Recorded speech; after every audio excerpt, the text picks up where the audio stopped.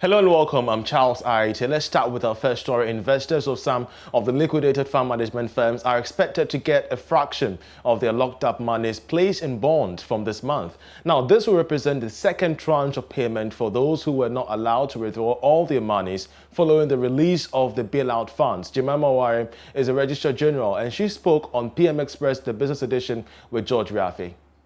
There were two tiers in this kind of financial arrangement. Tier 1 was purely cash, where if your investment is under 70,000, you get everything. If it's above 70,000 and your investment is, say you take 20% of your investment and it's more than 70,000 cash, we give you that higher figure. And then all pensioners got their money. All financial houses got half, 50% of their funds. And every other person fell, and schools and religious-based organizations all got their money. But every other person got the first tier 1 cash and then tier 2 bonds. And I might say that all those who were liquidated initially about a year ago, they are getting the first anniversary of 20% of their funds this month. That is for the second tier. I mean, those that has part of their funds being invested. Yes. That's the time that they are getting a first. They are now going to access 20% of their investment in bonds in cash. And that should have been about 30% of the funds, right? Because 70 was paid to them, right? Yes. So this November they can start accessing. They can start accessing, but the notices will come out from GCB Capital on how they can access at least 20. Those who want to liquidate it, it's not compulsory. Because if you think about it, the whole idea was these were funds that were invested for investment purposes. I mean, if you're going on pension maybe in 3 or 4 years time, you like to have some investment to see you through. So it's not always good to go and disinvest. Because this is a good instrument that government has put together. So let the money remain there and grow. But if you really, really need your money, at least you can disinvest 20% of that. Away from that, the Amansie West Bank has posted 314.97% of profit before tax for the 2020 financial year. Now, the profit increased from 1.2 million cedis in 2019 to 5 million cedis at the end of 2020, which was very difficult for the business world. Now, this was despite the effect of some locked up funds with liquidated financial institutions, which is impacting negatively on the operations of banks and specialized deposit-taking institutions since 2020. The general manager of the bank, Frederick Kwachi, however, says government must review the 25% corporate income tax charge rule and commercial banks to alleviate the pressure on their finances. Prince Apia has more. Details of the bank's annual report and financial statement showed that deposits grew by 41.74%. A figure from 112 million Ghana cedis in 2019 to 159 million cedis at the end of the 2020 financial year. Other indicators like investments, total assets, shared capital, and profits all saw significant growth during the period. Frederick Kwachi is General Manager of Amansie West Rural Bank. What can be attributed to our performance in 2020 was that we did extremely well in revenue generation, where we were able to increase the non-core source of funds in terms of earning commissions and fees from the non-core banking services. And for that matter, we were able to minimize other operational expenses, whereby we adopted technology to reduce face-to-face interaction where costs would have been incurred. Despite a difficult 2020 year, the bank advanced more than 70 million Ghana cedis worth of loans. This represents 30% increase from the 2019 figure. But Mr. Kwachi says the high corporate income tax charged the rural and community banks is restricting their ability to do more. The impact of the corporate tax rate, which is charging 25% against profit generated by the rural banks, has taken a toll on us. Several advocacies has been raised by Association of Rural Banks, ARB, Apex Bank, and other organizations, so that the government will reduce the rate for us. Hitherto, we were able to save a lot of the reserves, and it helped us a lot also to undertake several community projects. But now that we are paying 25%, which is 1/4 of the profit that you generate, is actually taking out a lot of our resources. So we plead with the Ministry of Finance to consider a reduction of the corporate interest rate for the rural banks, because Mr. Kwache says technology will be the focus in its 2022 business outlook. We are looking forward to deepen the bank's technological operation, whereby we can serve our customers on the digital platforms. And we are looking forward to do push and pull mechanism so that they can sit in the comfort of their home to deposit money and withdraw.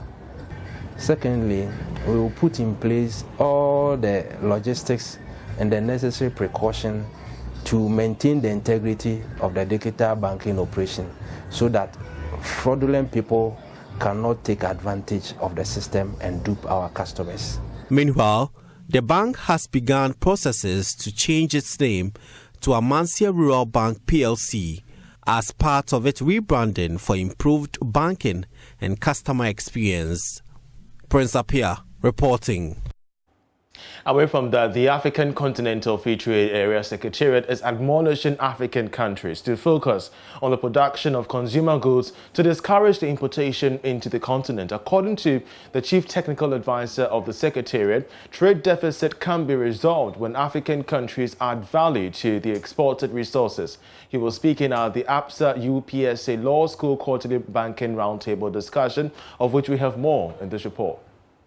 The African Continental Free Trade Area aims at accelerating intra-Africa trade and boosting Africa's trading position in the global market. After, with an economic bloc of about $3.4 trillion, is pushing for a continent-wide free trade to 1.3 billion people, regardless of the challenges including poor road and political unrest. Here is Chief Technical Advisor for the Secretariat, Prudence Sebehizi. There are two ways that you can resolve the issue of trade deficit.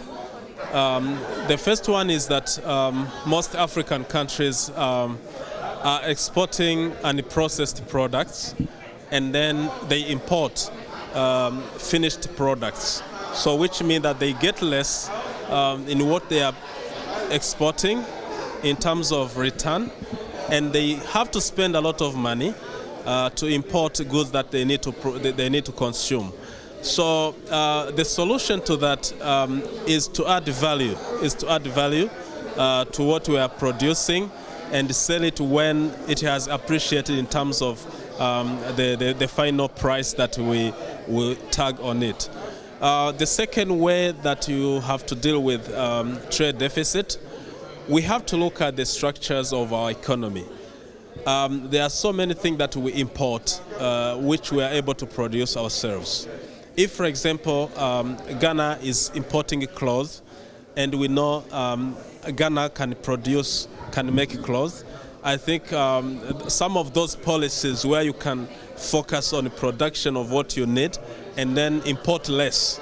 Even if you have to import, you import technology. Also speaking at the roundtable program was Regional Head of Trade of APSA Bank, Solomon Kobna, who explained why APSA Bank was in support of such initiative. At APSA, we are always guided by our brand promise of helping customers get things done and for bringing their possibilities to life.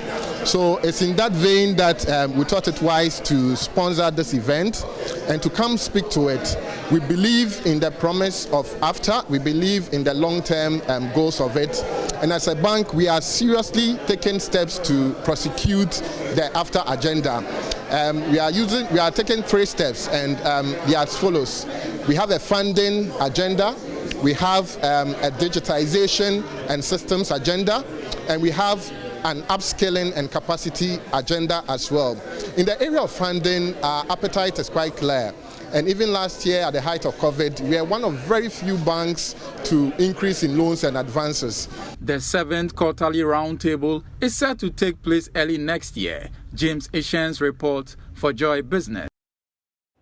Telecoms giant Vodafone Ghana is exposing some selected small and medium-scale enterprises to opportunities in online markets for their growth. Through the setting up of websites for these businesses, the initiative is expected to increase the market reach of their enterprises. Nana Aljima has more in this report. Digitalization is one of the means being adopted to develop local businesses.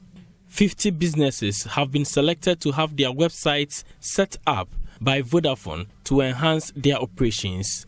The company is also helping businesses to register and formalize their activities. Director of Enterprise Business Unit and Wholesale, Tawa Bolaren, explains the target is to develop these businesses to impact positively on the national economy. We have a lot of the products and services that we've developed over time is really looking at how we can help SMEs to grow their businesses. So about a couple of years ago, we brought out Red Trader. Red Trader is an inventory management tool. It allows you to actually be able to manage all of your stock and your inventory on your phone without having to think about the costs of actually running such an application. It means that you have a digital cash till. It means that you can take payments. So if you engage your bank and talk to your bank about giving you more, like a loan or an extension of overdraft, you actually have the electronic information that you need to show how much turnover you make.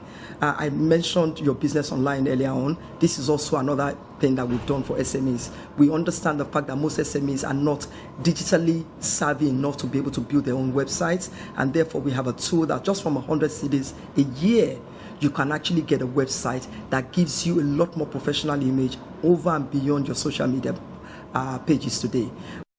Through golfing, business leaders are being brought together to build synergy to grow their businesses. This year's Otunfo Golf Open, sponsored by Vodafone, created the platform for the target group. Most golfers don't just see it as a way of healthy lifestyle, because it is absolutely healthy lifestyle. It also gives them an opportunity to connect to professionals in different demographics to talk about business and engage other customers. So for us, golf is important for this reason. Meanwhile, some teachers in the Ashanti region have been taken through modern methods of ICT teaching. Nana Amaris Pebi is lead of Vodafone Foundation. Through this event today, we've been able to ensure that our teachers who give so much and to whom each and every one of us here owes something can walk away with a digital knowledge acquired and also certificates and awards. We are proud to be celebrating these teachers, and they also play a significant role setting up and reviewing our educational content. For JoyNews, Nana Aljima, Kumasi.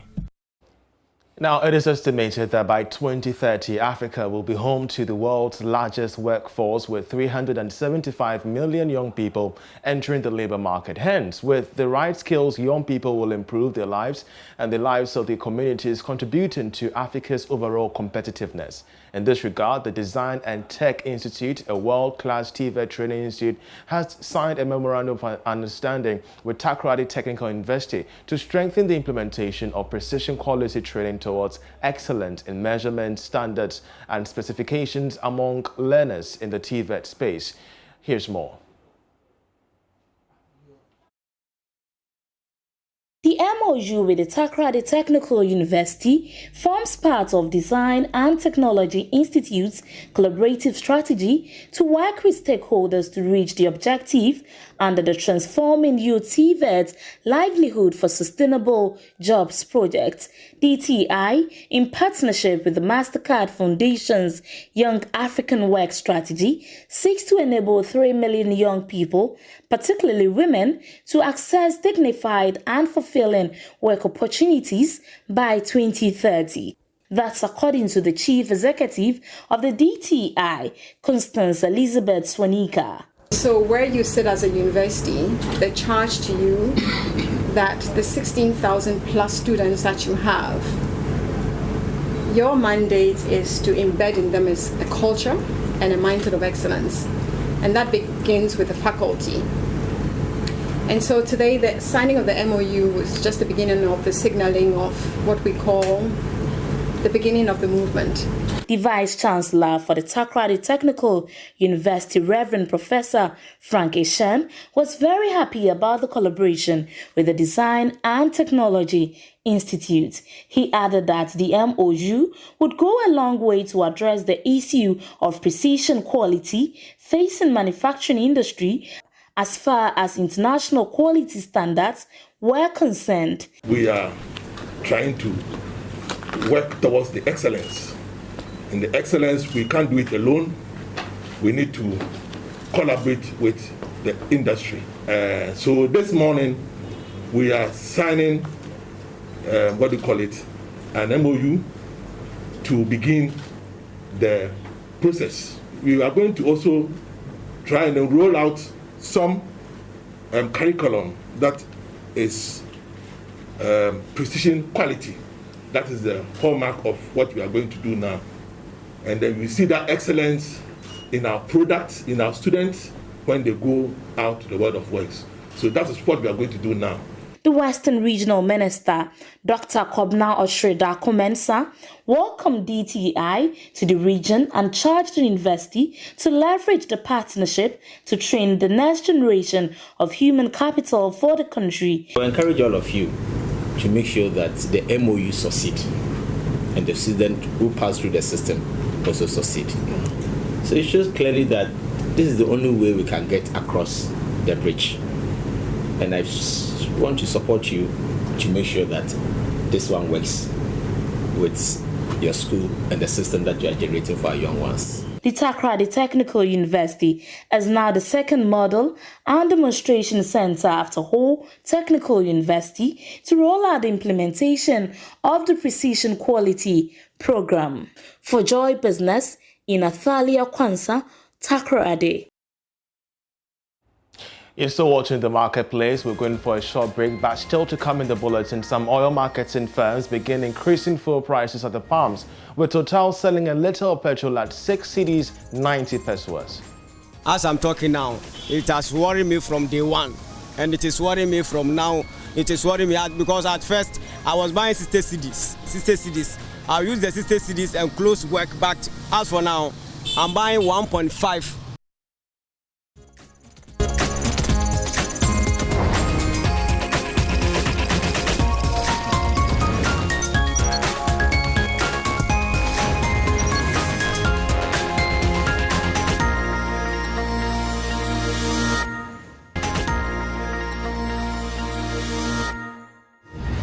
Now, some oil marketing firms have started increasing prices for fuel at the pumps. Total has taken the lead, selling a liter of diesel and petrol at 6 cedis 90 pesos. Now, the adjustment is as a result of rising crude prices on the international market. It could have even been higher than this, 1.47% increment, if the price stabilization and recovery levy has not been suspended on fuel prices for the next 2 months. Now, this has resulted in a liter of diesel going down by 14 pesos and petrol 16 pesos per liter. This latest increase could push the unionized transport operators to kickstart the process of increasing fares. Well, let's now hear from some consumers on this particular situation and how it's impacting their sales. As a Ghanaian or as an ordinary citizen, I don't know what goes into the decision to increase or decrease fuel, right? But anything that affects my spending, that increases my spending, I have a problem with it. Personally, maybe, or people like me, no matter what the increases are, we are able to purchase the fuel. But what about the masses? We have people in this country that even if a fare is increased by a peso, they find it difficult to pay. So if the government can do something about the price increment, at least delay some of it, or even do away with the increments, like it will be better for us all. As for the increase of the fuel, as I'm talking now, it has worried me from day one, and it is worrying me from now. It is worrying me because at first I was buying 60 cedis. I'll use the 60 cedis and close work back. As for now, I'm buying 1.5, which is 150 cedis. Mommy, no, it's not easy. I just want to stop the taxi work.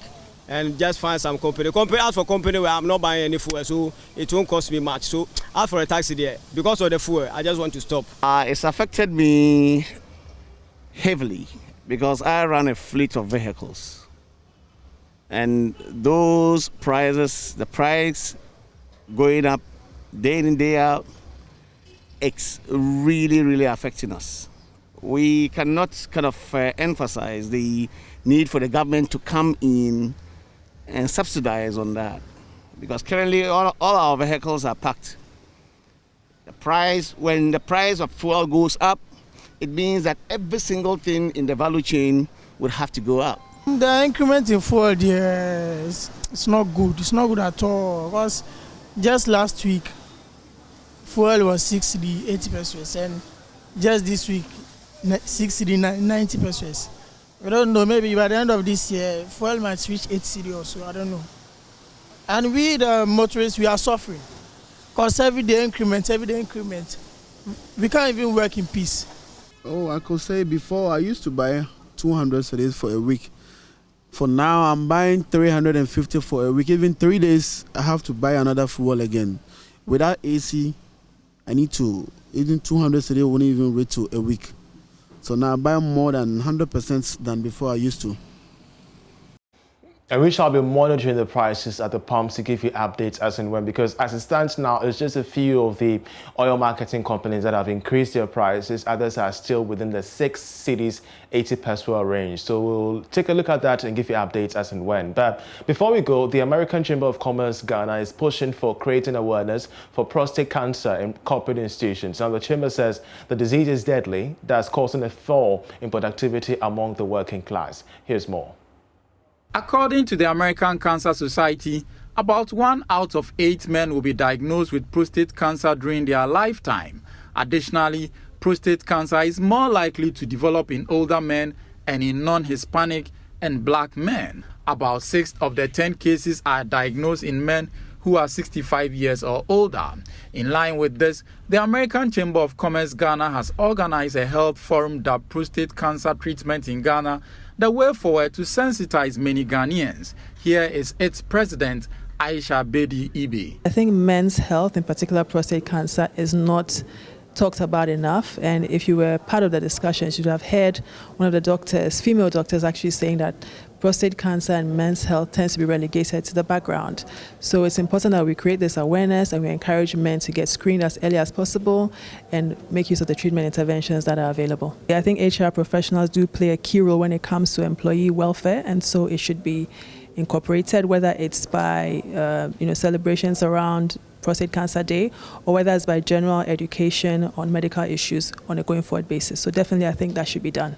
Also, the Government Affairs and Policy Director at the Johnson & Johnson Group, Ikechukwu Ofuani, explained why there is the need to join the campaign. Johnson & Johnson, we pride ourselves as one of the biggest players in the cancer space, and we as much as possible try to create the right kind of awareness so that everybody's aware, policymakers are aware, the right target audience, men, above 45, 50 who are liable to have that kind of disease are also aware of the need to get themselves tested, and of course for those who would have high PSAs, begin to think about how they will manage the disease. The incidence of prostate cancer is increasing in sub-Saharan Africa. It is among the most commonly diagnosed cancers among men in the sub-region. James Asian's report for Joy Business.